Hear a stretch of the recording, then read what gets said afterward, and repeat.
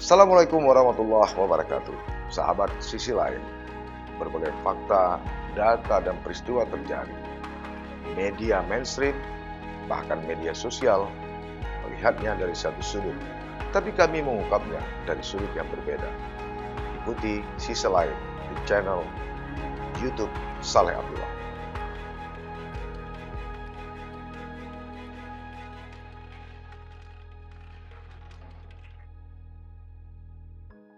Teguh Panglima Nyak Makam merupakan salah seorang panglima perang kerajaan Aceh yang dikenal gigih melawan Belanda. Dia lahir di Mukim 26 Lamnga, Kabupaten Aceh Besar, tahun 1838 Masehi dan wafat pada tanggal 21 Juli 1896 Masehi. Ayahnya bernama Teku Abbas, gelar ujung Arun bin Teku Syekh Lambaru bin Imam Mansur bin Imam Manyak bin Teku Syekh Masjid, yang secara turun-temurun pada zamannya menjadi uleh balang dari mukim daerah Bibeh atau bebas dan berstatus langsung di bawah Sultan Aceh. Selain itu juga terdapat satu mukim Imlu Sabang dengan 6 perkampungan yang luas yang menjadi daerah kekuasaannya.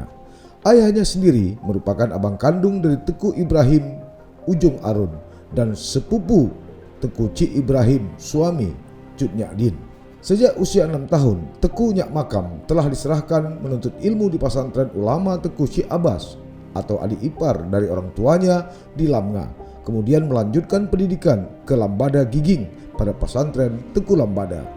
Selain pelajaran agama, ia juga belajar pencaksilat, ilmu sosial, dan taktis gerilya pada Panglima Paduka Sinara yang juga binaan Tuanku Hashim Bantal Muda.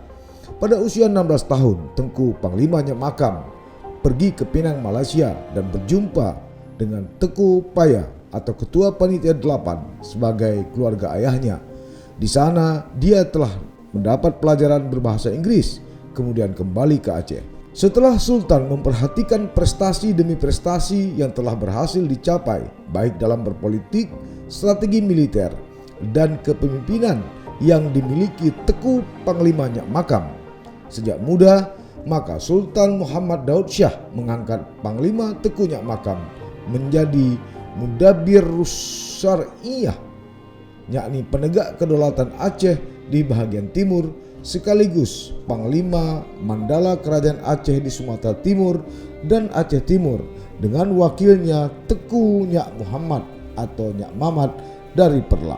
Sebagai orang Aceh yang cinta terhadap perjuangan para Indatu Gedanyong, salah satu daripada Panglima Perang Kesultanan Aceh dulu adalah Panglima Teku Nyak Makam. Panglima Teku Nyak Makam, baik dalam buku Perang Aceh melawan Belanda ataupun buku Perang di Aceh yang dikarang oleh Paul van Veer, mengatakan bahwa beliau seorang patriot sejati yang bersahaja. Pada tahun 1897, beliau sebagai salah seorang Panglima Perang Kesultanan Aceh berada dalam keadaan sakit dan kemudian ditangkap oleh satu kolonel patroli Belanda. Kemudian dipancung kepalanya secara biadab, dan sekarang konon katanya masih ada di Museum Leiden, Nederland India di negeri Belanda. Sebagai seorang pejuang sejati yang demikian, seandainya kita sebagai rakyat Aceh yang masih menjunjung tinggi nilai patriotisme, seharusnya pemerintah Aceh memverifikasi untuk melihat kembali apakah kepala daripada Panglima Nyak Makam itu masih ada di Leiden atau tidak.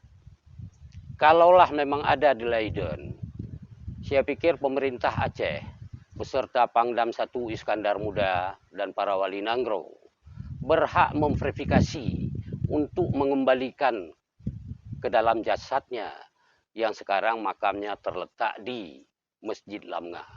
Pasukan gerak cepat itu dipimpin langsung Teku Panglima Nyak Makam didampingi wakilnya Teku Panglima Nyak Mamat. Sebagai gerak pertama setelah pengangkatan yang menjadi Panglima Mandala Kerajaan Aceh di Sumatera Timur dan Aceh bagian timur. Pada bulan November 1885, Panglima Teuku Nyak Makam dengan 140 orang anak buahnya yang terlatih muncul di Tamiang untuk memulai operasinya. Akibatnya menimbulkan kepanikan bagi seluruh pembesar sipil dan militer Belanda, apalagi pengusaha-pengusahanya. Pada tanggal 18 Desember 1885 dengan kekuatan 50 prajurit, Panglima Teuku Nyak Makam yang dipimpin oleh Nyak Ulim telah menggempur tangsi Belanda di Serui setelah berhasil dipancing keluar dari kandangnya. Dalam penyerangan tersebut, seluruh kolonial Belanda telah dijadikan umpan peluru oleh para pejuang Aceh. Begitulah seterusnya kepemimpinan perjuangan Panglima Teuku Nyak Makam dalam melawan penjajah Belanda. Itu sebabnya jangan heran Belanda begitu marah dan dendam kepada Nyak Makam. Setelah menggempur dan mengejutkan Belanda selama 14 bulan, pada Juni 1886, Panglima Teuku Nyak Makam kembali pulang ke kampung halamannya di Lamnga, Aceh Besar untuk beristirahat. Selain itu, dia bertemu dengan Sultan Alauddin Mahmud Shah, Tuanku Hashim Bantang Muda, dan Teku Panglima Polem Ibrahim Muda Kuala yang telah memindahkan kembali markasnya ke wilayah 22 Mukim Aceh Besar. Selanjutnya atau masih dalam bulan Juni 1886, Panglima Teuku Nyak Makam diam-diam kembali ke markasnya dengan membawa 25 prajurit ahli gerilya yang dipimpin Pang Abu.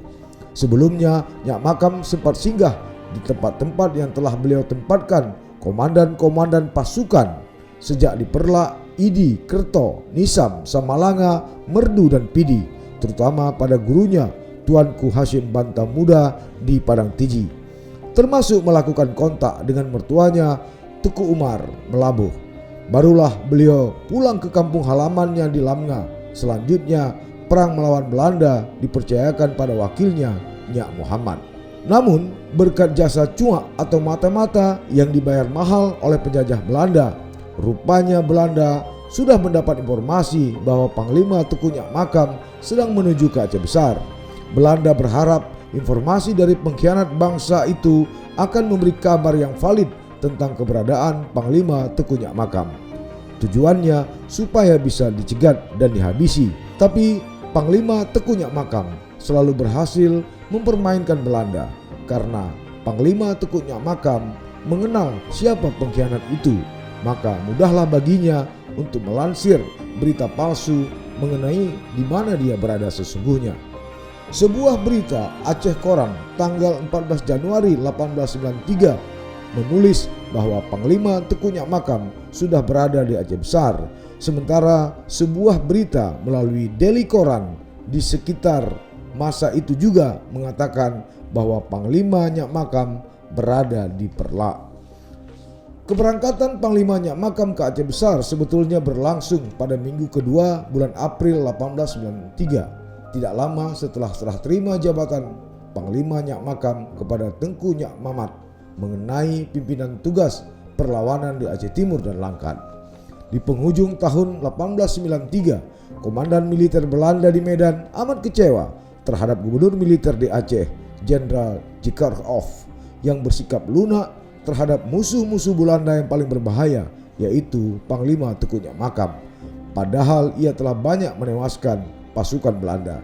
Karena itu dendam kusumat Belanda terhadap Panglima Nyak Makam tak bisa hilang begitu saja, apalagi setelah Teku Umar pada bulan Maret 1896 berbalik arah untuk melawan Belanda. Sebagai seorang kesatria yang tidak mungkin dapat menahan diri dari berjuang, begitu sembuh dari sakit, Panglima Teuku Nyak Makam lalu menggabungkan diri kembali dengan pasukan yang dipimpin Sultan.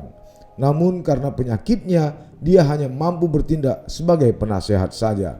Pada triwulan pertama tahun 1896, karena penyakitnya semakin parah, terpaksa Panglima Teuku Nyak Makam kembali untuk beristirahat di kampungnya Lamnga. Dan di sana ia sudah tak sanggup bangun lagi, sehingga tak tahu bahwa Teku Umar yang melindunginya selama ini telah kembali ke arena perjuangan membela bangsanya, yaitu Aceh. Sebaliknya, karena sangat tergesa-gesa, Teku Umar pun tak sempat memberitahukan kepada Nyak Makam yang sedang sakit itu. Apalagi sepeninggalan Panglima Teku Nyak Makam, Lamnga hampir tidak pernah diserang atau dimasuki serdadu Belanda. Tanggal 21 Juli 1896, seorang cucu atau cuak atau mata-mata Belanda datang melapor kepada Belanda di Kutaraja atau Banda Aceh saat ini. Isinya bahwa Panglima Nyak Makam yang setelah sekian lama dibuntuti kini sedang berada dalam keadaan sakit berat di Lamnga dan jika diserang pasti dapat dihancurkan. Sangat-sangat biadab tokoh seorang pejuang kepalanya itu dipamerkan dan ditonton oleh banyak orang. Sementara musuh beliau Kohler yang meninggal di Aceh kita terima dan kemudian kita tanam di Kerkom. Konon lagi indatu kita ini, andaikan kepala nenek kita dipamerkan di situ, apakah badan kita ini, hati kita ini tergelitik nggak untuk mengembalikan? Saya pikir hal yang sangat tidak wajar seandainya pemerintah Aceh bersama Kodam 1 Iskandar Muda dan para wali Nanggro tidak segera memverifikasi masalah ini. Kalau memang kita mengaku sebagai orang yang beriman dan menjunjung tinggi nilai-nilai indatu Aceh masa lalu, maka kepala Panglima Perang kita diharapkan segera dikembalikan ke Aceh, diverifikasi dulu dan diharapkan segera dikembalikan ke Aceh kalau memang itu masih ada di Museum Leiden. Tanpa membuang waktu, Belanda mengerahkan sejumlah besar tentaranya. Belanda sadar siapa lawannya. Lalu Jenderal Johannes Walter Stanford, gubernur sipil dan militer Belanda di Aceh, memerintahkan bawahannya Letnan Kolonel G.F. Soeters untuk mengarahkan serdadunya menghancurkan Panglima Teku Nyak Makam yang merupakan musuh utamanya. Di malam gelap gulita, yaitu Senin malam Selasa tanggal 21 menjelang 22 Juli 1896, berangkatlah Belanda ke Lamnga di bawah pimpinan Letnan Kolonel G.F. Soeters. Pasukan ini terdiri dari berbagai Kop Marsose, yaitu 1 Batalion Infanteri ke-3, 3 kompi dari Batalion Infanteri ke-6, 1 Batalion Pasukan Kavaleri, dan 45 orang dari pasukan Zeni. Pasukan ini didatangkan dengan mengatur kepungan serentak dan berkombinasi dengan 1 detasmen dari batalion yang ditempatkan, yaitu Garzizun di Kuala Giging yang berjumlah kurang lebih 2.000 orang serdadu seluruhnya. Kampung Lamnga yang sunyi dan sepi dan tak ada nilainya dari sudut strategi militer terus dikepung rapat dengan ketat dan disekat dengan tiba-tiba, sehingga penduduk yang rata-rata adalah kaum wanita ditambah orang tua dan anak kecil pastilah tak sanggup menghadapi sergapan mendadak dari serdadu Belanda. Konon pula untuk mengungsikan Panglima Teku Nyak Makam yang sedang sakit parah dan tergeletak di Pembaringan. Penyerangan terhadap kediaman Panglima Teku Nyak Makam berlangsung secara mengejutkan sebab tidak ada yang mengetahui dan mendengarnya. Yang ditemui Belanda adalah Panglima Teku Nyak Makam sedang sakit parah di Pembaringan. Dengan serba kebengisan, Panglima Teku Nyak Makam ditangkap kemudian diangkat dan dinaikkan ke tandu. Lantas istri dan seisi rumahnya digiring dengan sangkur terhunus ke badan mereka masing-masing. Teku Nyak Makam dan istrinya digotong ke Kampung Giging di tempat Letnan Kolonel Soeters sedang menunggu dengan harap-harap cemas. Melihat wajah Panglima Teku Nyak Makam yang telah pucat pasi dan kurus kering, hanya tinggal kulit di badan, tiba-tiba secara mendadak G.F. Soeters kehilangan akal. Dia menarik pedang lalu memancung putus kepala Panglima Teku Nyak Makam dalam keadaan terikat dan terbaring di atas tandu. Selanjutnya, tanpa menunggu perintah, batang dan tubuh Teku Nyak Makam dicincang-cincang hingga hancur. Peristiwa tersebut terjadi di hadapan mata dan disaksikan anak istri serta penduduk Lamnga yang sengaja digiring ke Kuala Giging agar mereka tahu betapa dan bagaimana biadabnya Belanda yang tak malu-malu mengaku dirinya sebagai bangsa tersopan di dunia kala itu. Selanjutnya, saat malam tiba, kepala Syuhada Agung itu mereka angkut secara berdemonstrasi dengan bersorak-sorai kegirangan, diiringi rasa bangga untuk mempersembahkan kepada Gubernur Jenderal J.W. Stanford di Kutaraja atau Banda Aceh saat ini.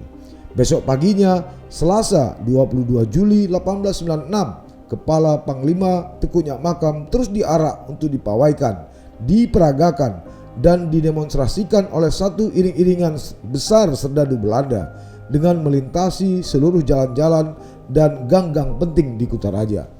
Tidak berapa lama kemudian, kepala yang sudah terpisah dari tubuh yang sebelumnya telah dibalsem itu lalu dikirim ke Batavia atau Jakarta saat ini. Kepala itu dipersembahkan kepada Tuan Besar Gubernur Jenderal, Panglima Besar, dan pembesar-pembesar Hindia Belanda yang berada di sana. Dari Batavia diteruskan ke Nederland untuk dipersembahkan kepada Sri Baginda Maharaja Ratu, para menteri, dan pembesar-pembesar mereka di Den Haag. Konon, menurut berbagai sumber lain, kepala Nyak Makam dikirimkan kembali ke Cimahi setelah dibalsem dalam toples, dan pada tahun 1942 baru kemudian dikebumikan atas perintah Angkatan Perang Jepang untuk Indonesia. Sebelumnya, kepala Nyak Makam yang diawetkan dalam botol besar dan dipamerkan di koridor rumah sakit militer Belanda di Kuta Alam. Sebelum dikuburkan, kepalanya tersimpan di Museum Perang Aceh Belanda di negeri Belanda.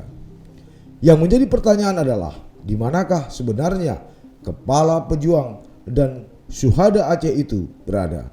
Benarkah di Museum Perang Aceh Leiden Belanda atau telah terkubur di Cimahi, Jawa Barat? Pertanyaan besar inilah yang harus dijawab rakyat dan pemerintah Aceh setelah berabad dan ratusan tahun lamanya. Jika benar masih di Leiden Belanda, maka sangat wajar dan patut dibawa pulang kembali ke Lamnga Aceh Besar, disatukan kembali dengan jasadnya yang terbaring kaku di Lamnga. Jikapun tidak, maka perlu ditelusuri kembali. Sebagai suatu bangsa besar, miris rasanya bila keturunan bangsa Aceh saat ini membiarkan jasad pejuang besarnya terpisah antara tubuh dan kepalanya begitu saja.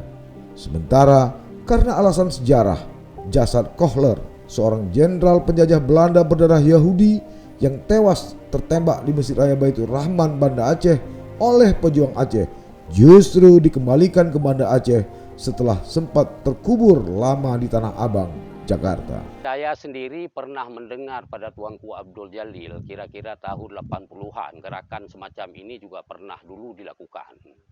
Tetapi mungkin ada hambatan apa, waktu itu saya masih belum begitu paham tentang masalah sejarah, sehingga tidak berhasil untuk dikembalikan. Tapi dengan nuansa sekarang, saya pikir jauh berbeda lah.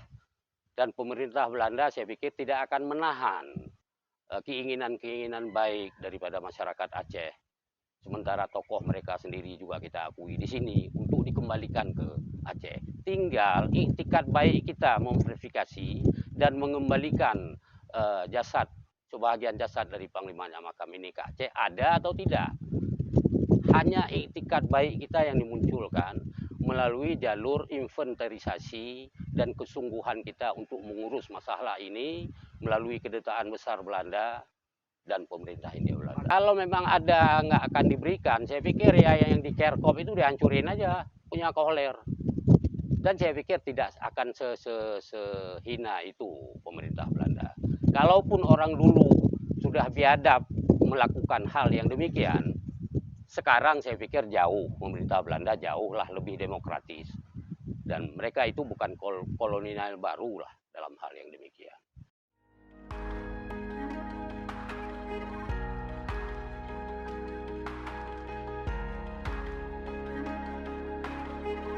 Jangan lupa like, komen, dan subscribe. Serta aktifkan lonceng notifikasi.